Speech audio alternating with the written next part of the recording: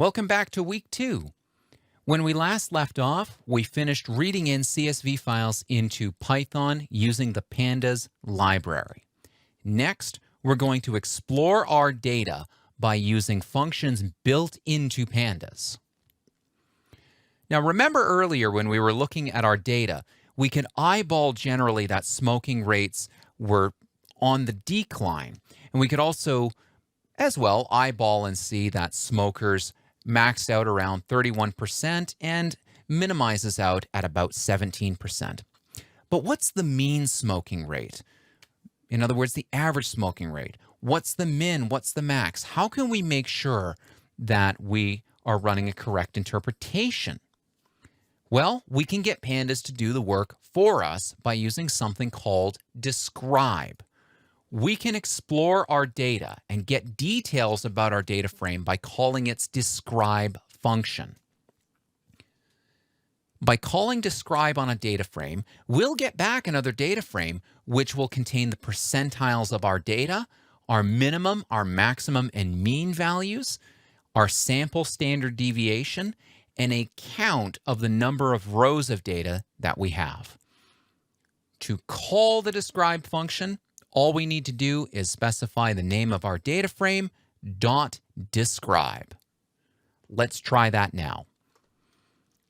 We will create a new variable called description and set that equal to smoking data .describe. Again, we are calling the describe function on our smoking data frame. If I hit F5 to run this file, you'll see that I have two variables in my variable explorer now, our smoking data frame and a second data frame called description with 8 rows and 5 columns. If I double click on description, I get a pop-up with all of my summary statistics. For my year column, I have 18 rows, and I also have my breakdown metrics like mean, standard deviation, minimum, and maximum. In this case, for year, only minimum and maximum are truly relevant. My least year is 1990, and my greatest year is 2011. If I look at smokers, I can see that the average smoking rate is 22.47. The minimum smoking rate is 17%, and the max is 31%. And my standard deviation is 4.82. And then for my age-adjusted lung cancer, the mean is around 39 per 100,000. My max is 44 per 100,000, and my minimum is 33 per 100,000. So instead of doing this manually, instead of writing Excel functions, we can get pandas to do the hard work for us. Now, I'll close this data frame and we'll answer another question. What if I just want summary statistics for a particular column? Well, as it turns out, each column in my data frame has its own describe function. And when I call that describe function, I will get back a one-dimensional data frame, a series. Think of it as a data frame with one column, which will contain the same sorts of descriptive variables, my percentiles, my min, max, mean, my sample standard deviation, and the count of values. All I need to do is specify the column name by adding an extra dot and then the column name after smoking data and before describe. So check this out. Say I wanted to get summary statistics for the smokers column. I'm going to create a new variable called smokers call description and set that equal to smoking data.smokers.describe. We'll do that now. So I'll create a new variable called smokers column description and set that equal to smoking data.smokers.describe. Where is this smokers coming from? This is the name of my smokers percentage column from my original data frame. And if I run this file, I now have 3 variables in my variable explorer. My new one, smokers column description. If I double click it, I get my summary statistics for the smokers column. 18 rows with a mean of 22, standard deviation of 4, minimum value of 17, and maximum value of 31.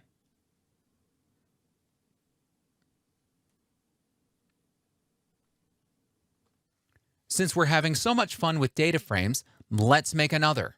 We can make a correlation data frame with another simple function called core. This will correlate all of our numeric-based columns in our data frame by using the Pearson correlation coefficient. There are 3 different mechanisms that you can specify. You can specify either Pearson, Kendall, or Spearman. We'll do that in a later lecture. For now, we'll just get the Pearson correlation coefficient by using the core function on our data frame. Let's jump back into Python and do that now. I'm going to add a new line here. I'm going to create a variable called correlation, and I will set that equal to smokingdata.core, the result of calling the correlation function on my data frame. If I hit F5 to run my code, I've got yet another variable called correlation. It's a data frame that's 5 by 5, and all of my numeric variables have been correlated with each other. So along the diagonal, all the variables correlate with themselves. If we take a look at smokers versus lung cancer, adjusted lung cancer, we see a strong positive correlation of 0.93. Just a reminder that correlations can range between -1, so that's negative 100%, to +1, positive 100%. In this case, the correlation is 0.93.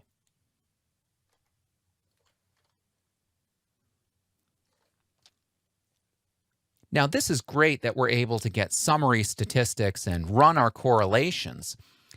But what if we want to share those findings with our coworkers? Or what if we want to analyze them in an external package like Excel or Numbers? What if we want to share this with coworkers who don't have Python installed?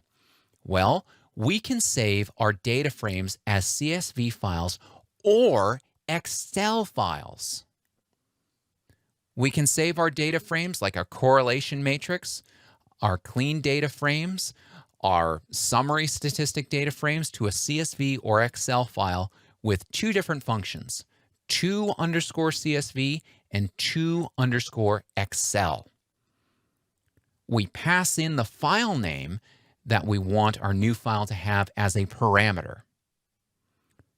So for example, let's save our data frame, our correlation data frame, to a CSV file. I'll come back into Python, and in order to save my correlation data frame to a CSV file, I call correlation.to_CSV, and my parameter is my file name. And I'll call this correlation matrix.csv. And if I run this file, I now have a new file that has showed up in my project directory called correlation_matrix.csv.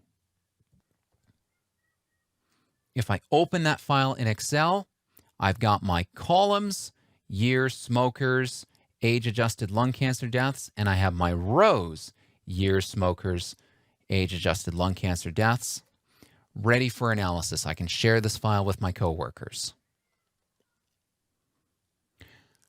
Let's go back into Python, and now we will save our summary statistics, our description, to an Excel file.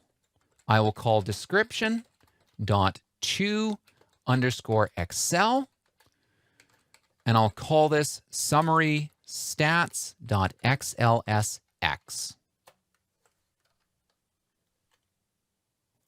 Now, you may have noticed that I got an error in the lower right-hand corner of my screen. It says permission error, permission denied, correlation matrix.csv.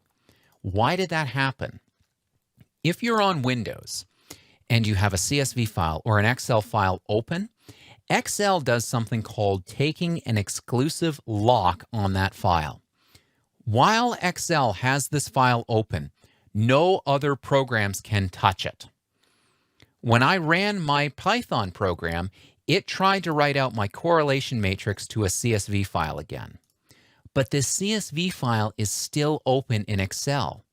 I didn't close it. So in order to write out to CSV file, I need to make sure that Excel does not have this correlation matrix.csv open.